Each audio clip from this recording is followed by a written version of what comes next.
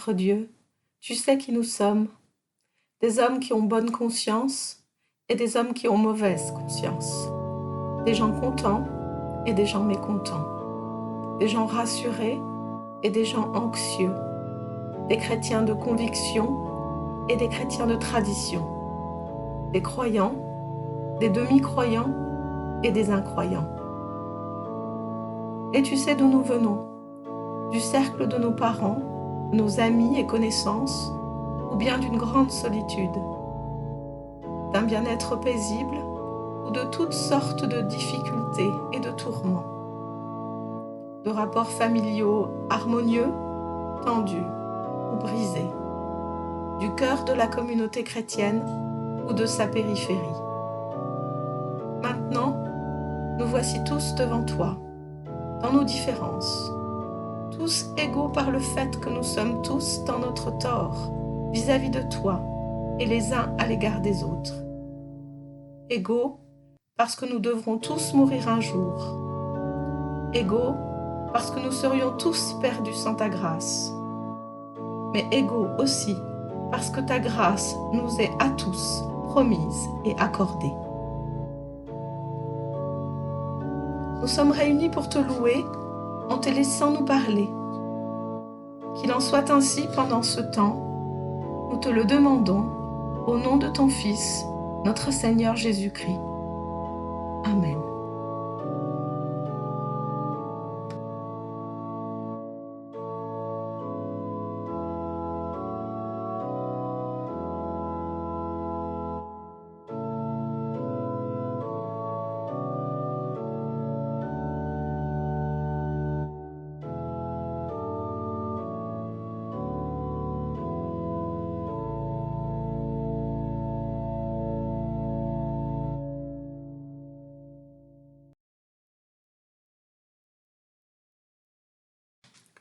Quand le jour de la Pentecôte arriva, ils se trouvaient réunis tous ensemble. Tout à coup, il y eut un bruit qui venait du ciel, comme le souffle d'un violent coup de vent. La maison où ils se tenaient en fut toute remplie. Alors leur apparurent comme des langues de feu qui se partageaient, et il s'en posa sur chacun d'eux. Ils furent tous remplis d'Esprit Saint, et se mirent à parler d'autres langues, comme l'Esprit leur donnait de s'exprimer. Or, à Jérusalem, résidaient des Juifs pieux venus de toutes les nations qui sont sous le ciel. À la rumeur qui se répandait, la foule se rassembla et se trouvait en plein désarroi, car chacun les entendait parler sa propre langue. Déconcertés, émerveillés, ils disaient: « Tous ces gens qui parlent ne sont-ils pas des Galiléens ? Comment se fait-il que chacun de nous les entende dans sa langue maternelle ? Parthes, Mèdes et Élamites, habitants de la Mésopotamie, de la Judée et de la Cappadoce, du Pont et de l'Asie, de la Phrygie et de la Pamphylie, de l'Égypte et de la Libye cyrénaïque, plus ceux de Rome en résidence ici, tous, tant juifs que prosélytes, crétois et arabes, nous les entendons annoncer dans nos langues les merveilles de Dieu. » Ils étaient tous déconcertés. Et dans leur perplexité, ils se disaient les uns aux autres: « Mais qu'est-ce que cela veut dire ? »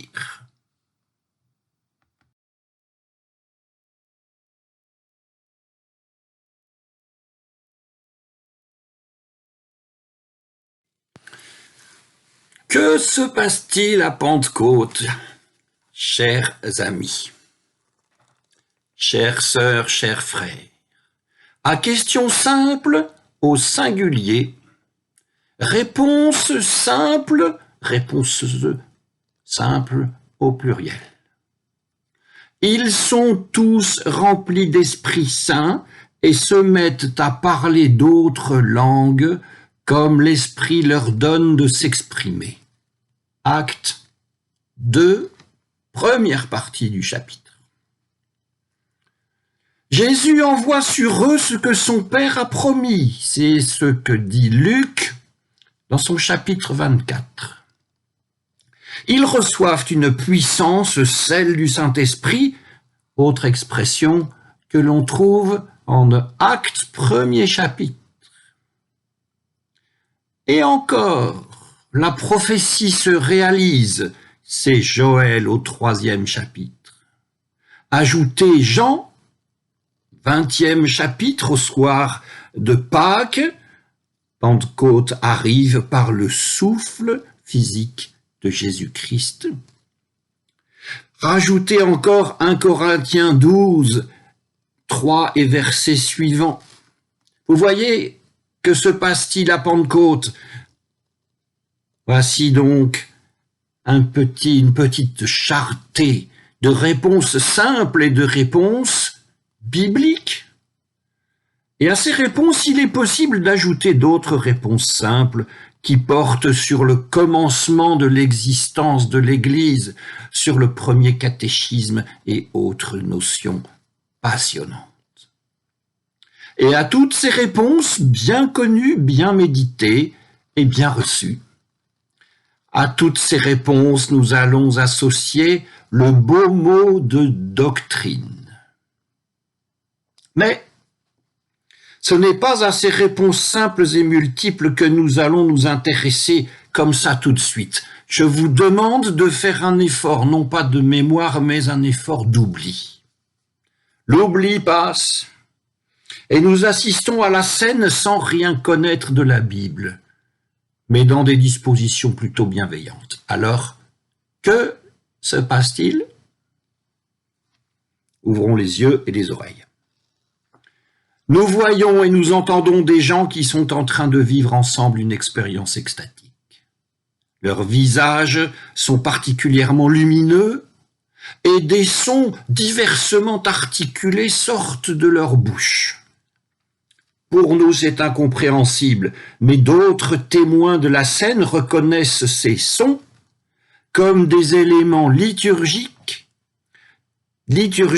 émis dans leurs divers idiomes.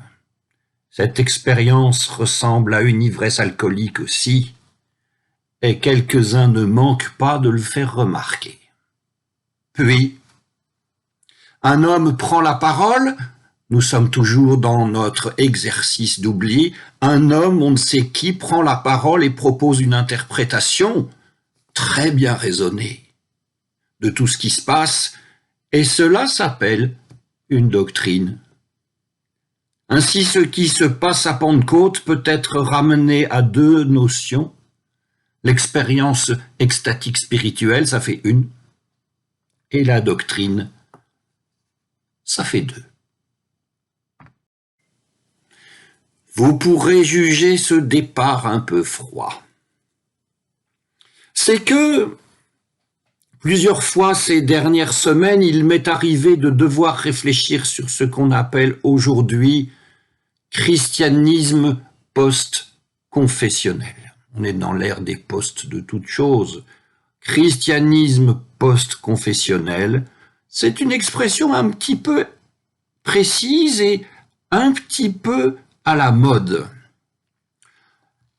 Elle dépend de qui sont les orateurs qualifiés de notre Église, mais on l'a bien entendu il y a encore quelques années, un petit peu moins maintenant. Cette expression post-confessionnelle, elle a pu servir à décrire les comportements de certaines églises chrétiennes qui, face à un péril grave, mirent de côté leurs oppositions traditionnelles et s'allièrent, voire s'unirent, pour mieux résister. Et c'est par exemple ce qu'ont fait des luthériens, des réformés et des unis qui, en 1934, à Barmen en Allemagne, se prononcèrent d'une seule voix au péril de leur vie pour le Christ, contre le Führer. Mais cette même expression christianisme post-confessionnel peut servir à décrire le comportement de certaines personnes qui ne se revendiquent d'aucune confession chrétienne particulière, qui récoltent quelques morceaux liturgiques, ou pas d'ailleurs, par-ci, un petit paquet de fragments d'éthique par-là, un bon stock de petits versets bibliques, une convivialité, en somme, se servent, selon leur convenance et leur plaisir, dans des rayons grands ouverts du marché libre de la religion. C'est une réalité d'aujourd'hui. Elle existe même dans notre Église. Et ce n'est pas forcément négativement qu'il faut l'envisager. C'est, dans un autre sens encore, que l'expression post-confessionnelle est parue à mes oreilles. Il s'agit d'affirmer que le christianisme a pour composante une et essentielle l'indicible expérience spirituelle et que la voie à suivre pour un renouveau des églises et pour leur unité est là et nulle part ailleurs. Et il y a là-dessous deux affirmations. La première, c'est que ce sont les doctrines qui divisent, c'est une thèse négative. Et la deuxième, c'est que seule l'expérience spirituelle unit. C'est une thèse positive. Mais est-ce vrai? Nous allons réfléchir un peu à cela dans le cas de la Pentecôte du livre des Actes des Apôtres. Seule l'expérience spirituelle unit, dit-on. Mais ce n'est pas l'expérience spirituelle de Pentecôte qui fait que le groupe des premiers disciples est uni, ni qu'il sera uni aux convertis de ce jour-là. Uni, le groupe des premiers disciples l'est déjà, de par son histoire commune, de par son attente commune. Sauf que, au moment précis de l'expérience spirituelle, tout s'évanouit. Il n'y a rien d'autre que l'extase. Comme on dit, ils sont hors d'eux-mêmes. Or, ceux qui sont hors d'eux-mêmes n'ont rien de commun avec personne. C'est pour ça qu'on les dit hors d'eux-mêmes. Parce que l'expérience spirituelle n'unit pas. Elle est donnée à qui elle est donnée, certes, et le mode de communion groupale qu'elle appelle n'a rien à voir avec l'unité. Comment l'expérience spirituelle en tant que telle pourrait-elle intégrer ceux qui ne la vivent pas? Pas possible. Et puis, imaginez qu'arrive là-dedans une personne plus ou moins bien ou plutôt mal intentionnée, plutôt moins bien intentionnée que Pierre, une personne de type dominatrice, vous imaginez. Conflit entre l'émotion et l'émotion, conflit entre l'émotion de l'extase et l'émotion de la raison qui a ces émotions. Alors le monde se défait, le ton monte, s'ensuivent échauffourées puis émeutes.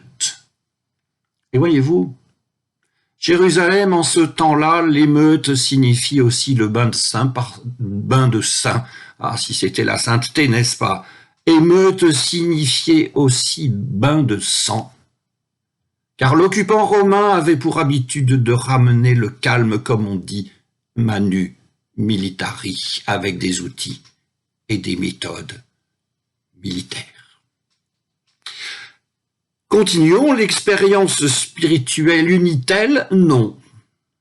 Elle ne peut unir personne. Ainsi, si nous entendons quelqu'un dire que seule l'expérience spirituelle unit, il nous faut toujours nous demander prudemment quelles sont ses intentions et ses projets. Mais ça n'est pas pour disqualifier l'expérience spirituelle que nous disons tout ça, de toute façon. L'Esprit souffle où il veut. Ça, c'est Paul dans la seconde aux Corinthiens. Mais affirmer que seule l'expérience spirituelle unit, c'est faux. C'est faux. Si Pentecôte, dans le récit des Actes des Apôtres, est une expérience d'unité et d'une unité qui unit ceux qui ont vécu l'expérience spirituelle et ceux qui ne l'ont pas vécue, c'est parce que viennent se conjuguer, heureusement, l'expérience spirituelle et le discours de Pierre, c'est-à-dire la doctrine. De ceci, nous pouvons déduire qu'il est faux de dire que ce sont les doctrines qui divisent. Plutôt donc que d'incriminer les doctrines, mieux vaut s'interroger sur l'usage qui en est fait. Qu'aurait donc alors été l'expérience de Pentecôte à Jérusalem si Pierre n'avait pas pris la parole, le risque de la parole, ainsi qu'il l'a fait? Nous l'avons déjà évoqué. Son discours, c'est-à-dire sa doctrine, a, ce jour-là et à Jérusalem, une vraie vertu régulatrice et structurante, en plus qu'elle rencontre un franc succès, mais c'est presque secondaire, une vertu régulatrice et structurante. Elle ouvre à un dialogue. Et surtout, elle laisse chacun des auditeurs libre de rejoindre ou de ne pas rejoindre ce tout nouveau mouvement. Pierre agit donc ce jour-là, non pas comme un gardien ou un manipulateur, mais comme un témoin vivant de ce qu'il annonce. Ce qui peut se dire ainsi: les divisions ne viennent pas des doctrines, mais de l'usage qui en est fait. Il arrive, hélas, cependant, c'est vrai, que les cœurs s'endurcissent, que les discours se figent et que la doctrine devienne instrument de domination. Cela arrivera même aux apôtres dans le livre des Actes. Or, joie, lorsque cela arrive, non pas joie lorsque cela arrive, joie, on observe qu'à ces moments-là, l'expérience spirituelle se trouve renouvelée. Ainsi des diacres, dont un certain Étienne, juste destiné au service des tables, pas du tout censé enseigner, l'enseignement étant comme réservé aux apôtres, ainsi les diacres vont-ils prêcher, et fort bien. Ainsi aussi l'Esprit Saint sera-t-il répandu sur les païens avant même leur baptême, avant leur catéchisme et sans la permission des apôtres. Et à chaque fois que la doctrine apostolique du moment est mal utilisée et risque de stériliser l'Église et les gens, l'expérience spirituelle la déborde, la conteste et la renouvelle. Et maintenant, résumons. Ce sont les doctrines qui divisent, entend-on dire parfois. Et c'est faux, car seuls certains des usages qu'on en fait divisent. Les doctrines structurent des mouvements qui autrement partiraient à volo, sous la domination de gens habiles et peu recommandables.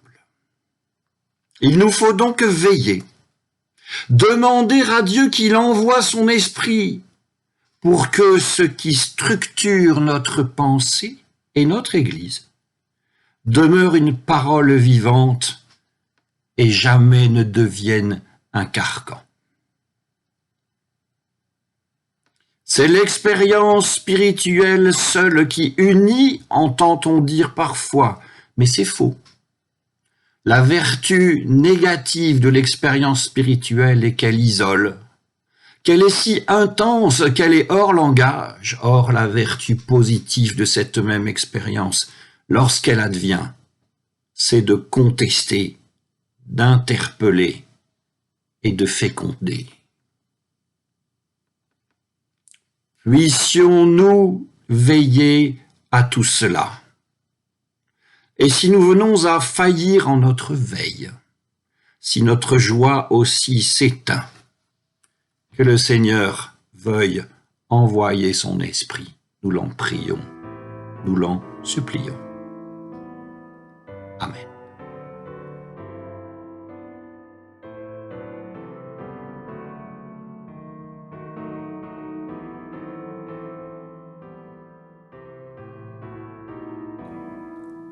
Éternel notre Dieu, nous te prions pour tous ceux pour qui la vie est dure. Elle est dure pour nous et elle est dure pour beaucoup. Dure à cause du manque de travail ou du manque d'argent. Dure à cause de l'inquiétude et de la peur. Inquiétude pour nos aînés, isolés parfois au cœur même de leur maison de retraite. Inquiétude pour nos jeunes, désorientés dans leurs études ou leurs choix professionnels. Inquiétude pour les malades et les mourants qui nous sont proches et qui luttent. Inquiétude pour l'avenir de notre monde, dont les gouvernants semblent parfois si peu sages. Et nous nous souvenons de la longue nuit de Gethsémani. Mais lorsque ton fils Jésus, sur les chemins de Palestine, a rencontré des humains frappés par le mal, le malheur ou l'adversité, il ne s'est pas laissé décourager. Il a toujours soutenu, relevé, guéri. Nous ne sommes pas capables de ce toujours, mais nous pouvons, à son exemple, essayer de ne pas nous apitoyer sur notre propre sort, garder au cœur le souci d'autrui plus que celui de notre propre personne, et agir modestement là où nous sommes. Alors oui, nous te le demandons, ne nous laisse pas nous complaire dans la colère et le ressentiment. Ne nous laisse pas sombrer dans un catastrophisme mortifère. Ouvre nos yeux et nos oreilles, afin que nous repérions partout les germes de l'espérance. Aide-nous à en donner nous-mêmes à nos frères et à nos sœurs. Nous te le demandons, au nom de notre Seigneur Jésus-Christ, dont les bras en croix ont dessiné à jamais, entre ciel et terre, le signe de ton alliance avec notre humanité.